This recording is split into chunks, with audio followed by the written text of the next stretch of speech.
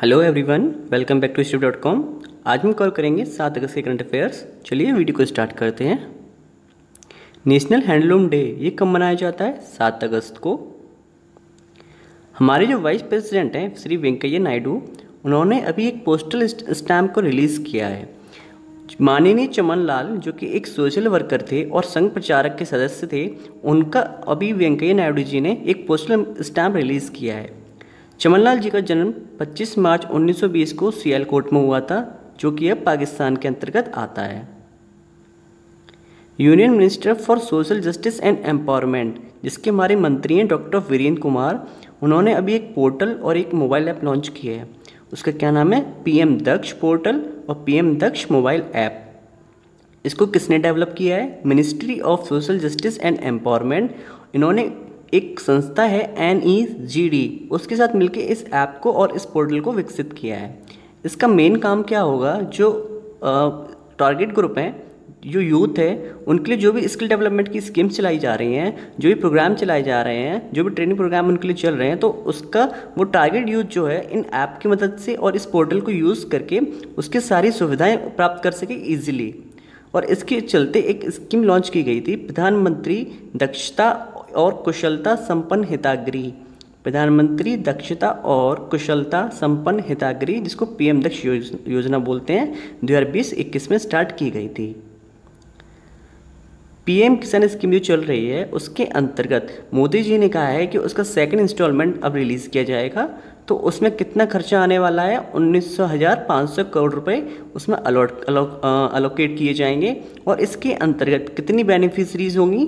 जो फार्मर्स की फैमिलीज़ हैं, 9.75 करोड़, मतलब अराउंड 9.25 करोड़ लोग इसमें इस सुविधा का लाभ उठाएंगे।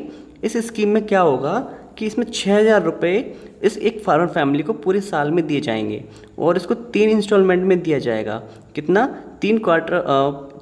3 इक्वल 4 मंथली क्वार्टर में दिया जाएगा। तो इसमें 2-2 हज़ार रुपये दिए जाएंगे और ये फंड जो होगा वो उनके बैंक अकाउंट में सीधे ट्रांसफ़र होगा, जिसको बोलते हैं DBT, डायरेक्ट बेनिफिट ट्रांसफ़र की मदद से उनके बैंक अकाउंट में जितना भी अमाउंट होगा वो टाइम टू टाइम ट्रांसफ़र किया जाएगा। जो रेसलर हैं बजरंग पुनिया, जो भी टोक्यो में ओलंपिक्स चल रहा है, तो उसमें उन्होंने ब्रॉन्ज मेडल जीता था 65 kg कैटेगरी में। और उन्होंने किसको हराया था? कजाकिस्तान के एक प्लेयर थे दौलत नियाज बेकोव, उनको इन्होंने हराया था।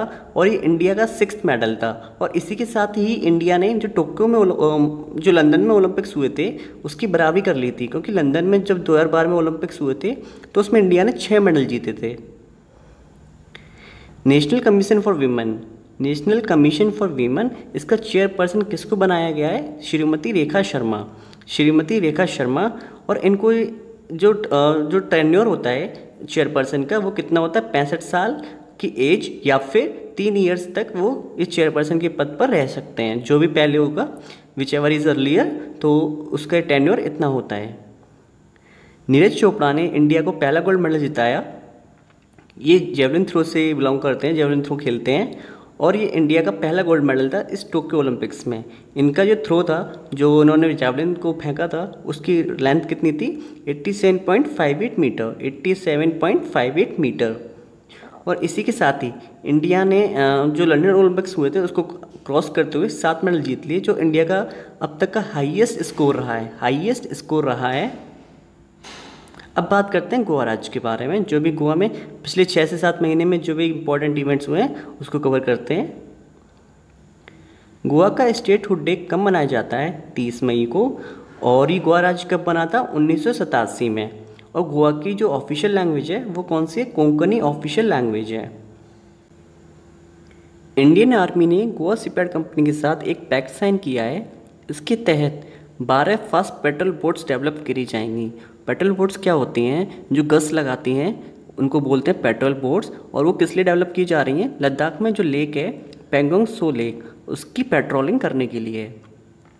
गोवा में 51वां अंतर्राष्ट्रीय फिल्म फेस्टिवल महोत्सव हुआ, तो उसमें जो चेयरमैन थे, जो ज्यूरी होती है उसके चेयरमैन कौन थे? पाब्लो सीज़ार। गोवा में 28वां हुनर हाट का आयोजन किया गया। और गोवा में एक फेस्टिवल मनाया जाता है शिग्मो, जिसको शिग्मोत्सव भी बोलते हैं, शिग्मो या शिग्मोत्सव भी बोलते हैं। गोवा की सरकार ने एक प्रोजेक्ट स्टार्ट किया है, प्रोजेक्ट लाइट हाउस। इसमें क्या होगा, जो गोवा की एक ऑर्गेनाइजेशन है वाइल्ड ऑटर्स, तो उसकी मदद से जो ऑटर्स होते हैं उनकी इन्फॉर्मेशन कलेक्ट की जाएगी। और ऑटर्स किस फैमिली से बिलोंग करता है, ये एक वीजल फैमिली होती है, वीजल फैमिली होती है, उससे बिलोंग करता है। और ये आयुशियन की कौन सी कैटेगरी में आता है, आयुशियन की एंडेंजर्ड कैटेगरी में आता है। आयुशियन की एक लिस्ट निकालता है अपनी रेड लिस्ट, तो उसकी एंडेंजर्ड कैटेगरी में ऑटर आता है। गुजरात ने CII confederation of Indian industry के साथ एक एग्रीमेंट साइन किया है, जिसकी मदद से ऑपरेट करेंगे मॉडल कैरियर सेंटर। क्या ऑपरेट करेंगे ये, model career centre. Union fishery minister जो थे गिरिराज सिंह, उन्होंने एक इन्वेस्टमेंट किया है गोवा में कितने रुपए का, 400 करोड़ रुपए का। इसकी मदद से गोवा राज्य को एक फिशरीज हब के रूप में डेवलप किया जाएगा, गोवा राज्य को एक फिशरीज हब के रूप में डेवलप किया जाएगा। गोवा देश का छठा राज्य बना है जिसने सक्सेसफुली जो अर्बन लोकल बॉडीज़ की रिफॉर्म है उनको लागू कर दिया है, अर्बन लोकल बॉडीज़ रिफॉर्म्स को। गोवा शिपयार्ड की कंपनी ने अभी इंडियन कोस्ट गार्ड को OPV सजग बना के दिया। एक शिप है OPV सजग, ऑफशोर पेट्रोल वेसल, इसको क्या बोलते हैं, ऑफशोर पेट्रोल वेसल। गोवा की सरकार ने एक प्रोग्राम स्टार्ट किया है, solar based electrification programme, solar based electrification programme, जिसकी मदद से जितने भी रूरल हाउस होल्ड है वहाँ पर इलेक्ट्रिसिटी प्रोवाइड करी जाएगी। गोवा ने अभी एक शॉर्ट फिल्म रिलीज़ करी है, छत्रपति शिवाजी महाराज शिवराज्याभिषेक दिवस, छत्रपति शिवाजी महाराज शिवराज्याभिषेक दिवस। मिनिस्ट्री ऑफ डिफेंस, जिसके मंत्री हैं राजनाथ सिंह, उन्होंने अभी एक कॉन्ट्रैक्ट साइन किया है गोवा की शिपयार्ड लिमिटेड कंपनी के साथ, जिसकी मदद से क्या होगा, 2 पॉल्यूशन कंट्रोल वेसल्स बनाए जाएंगे, 2 पॉल्यूशन कंट्रोल वेसल डेवलप किए जाएंगे कोस्ट गार्ड के लिए। और इसमें खर्चा कितना आएगा, 583 करोड़ 583 करोड़ रुपए।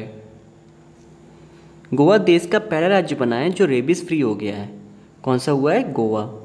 और गोवा शिपयार्ड की जो कंपनी है उन्होंने जो ऑफशोर पेट्रोल वेसल बनाए हैं वो सार्थक क्लास में आते हैं। और सार्थक में अभी 5 बनाए जा चुके हैं। उनका नाम है सार्थक पहला, सचेत, सजग, सुजीत और सक्षम।